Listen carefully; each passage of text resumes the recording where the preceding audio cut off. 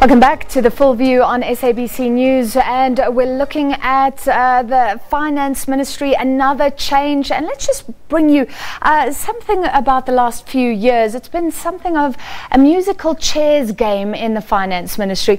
Let's just look back at the changes that we've seen, starting in around 2015. That's where we had the first change.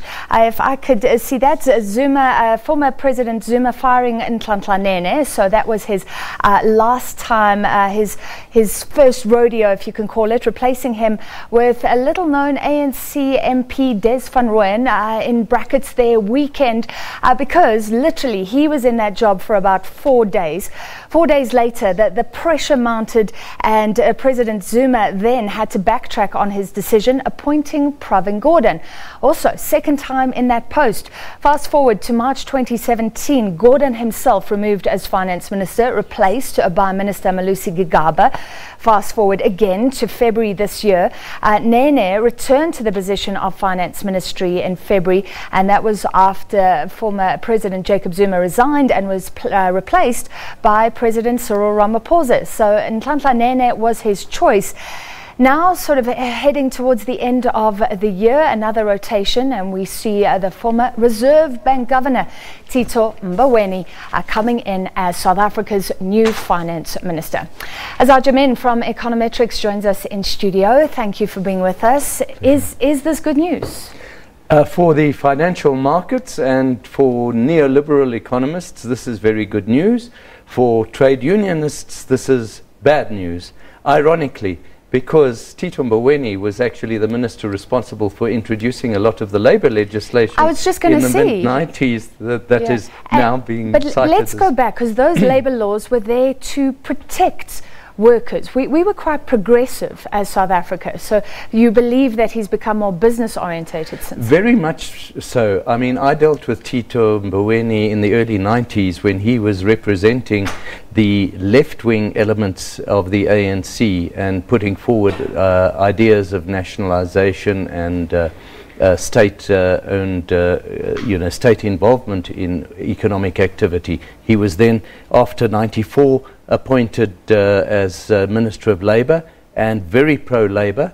And as soon as he became central bank governor, he seemed to switch completely. I don't know whether Chris Stoltz persuaded him, was very persuasive, but Tito Mboweni became extremely pro-business, pro-markets and that kind of thing. Yeah. And if anything, he rubbed the unions up the wrong way because he refused to cut interest rates when they wanted him to cut interest rates. How do we know where he is now, or can we gauge it from his sort of involvement with business, chair of Anglo Gold, a non-executive director of Discovery, currently advisor to Goldman Sachs? So it's a very orthodox business. Well, to some extent he is replicating exactly the experience that we had with the current president, Cyril Ramaphosa, who was head of the Mine Workers Union and gradually moved into become a businessman and seemed to adopt a much more pro-business orientation. However, I don't think one should underestimate Mboweni's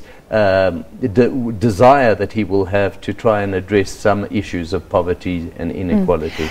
That's another thing. I mean, that was a different time. Some have criticized Trevor Manuel, Thabo Mbeki, Tito Mboweni, maybe even opening up South Africa too much, focusing on sort of being a global player. Now we've got a very different minister in trade and industry, and looking at our own issues, one of them being inequality. Yes, and it's very simple to try and adopt populist measures to address inequality, but that won't work either. And I think the confidence that the markets will have in Mboweni is that the rectitude that he showed as central bank governor will hopefully be replicated now in his position as Minister of Finance, and that he will obey the fiscal parameters that the National Treasury will be putting forward. Well, surely the rating agencies, investors would want debt to be top of the agenda. Do you agree? Yes, they will want debt to be the top of the agenda. And in the same way as debt was the top of the or our reserves were the top of the agenda when Mboweni took over in 1999, I think we're likely to see him committing South Africa to maintaining a stance that will try and limit the increases in our public debt. And this will go down well with ratings agencies. Well, but it won't go down well with unions. Yeah, sure. But this is so important because the medium-term budget is coming up. So will that be his chance to kind of play his cards? I mean, that's looking forward for the next 5 years. So what the rating agencies would want is no more debt. We're spending beyond our means as a country. Yes, and I think, though, Mboweni won't have much influence on the medium-term budget policy parameters. I think they've already been set. I think, there'll be a little tinkering maybe from here to till over the next 2 weeks. But I think nothing's going to change dramatically. What he has to do is present a speech and a presentation that actually gives the markets confidence, and I'm quite sure he'll be able to. He'll be up to the task. What sort of finance minister do we need? I mean, we've seen a recession. We're out of step with the world. It just seems like we're in an economic rut that we can't get out of.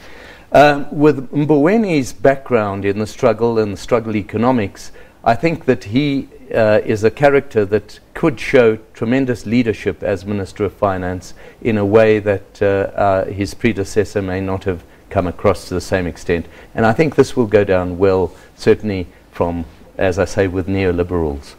He'll rub some people up the wrong way, but what we need right now is strong leadership. And I think Mboweni does have that ability. Yeah, well, he's got personal charisma. You can see from his social media that he's actually, he has personal relationships even with members of the EFF. Do you think, if anything, people will respect that he's firm when he's spoken of as Reserve Bank Governor, always firm, willing to take decisions and defend them? Yes, and I think he's a type of person who's willing to take decisions, even if they run into a lot of opposition.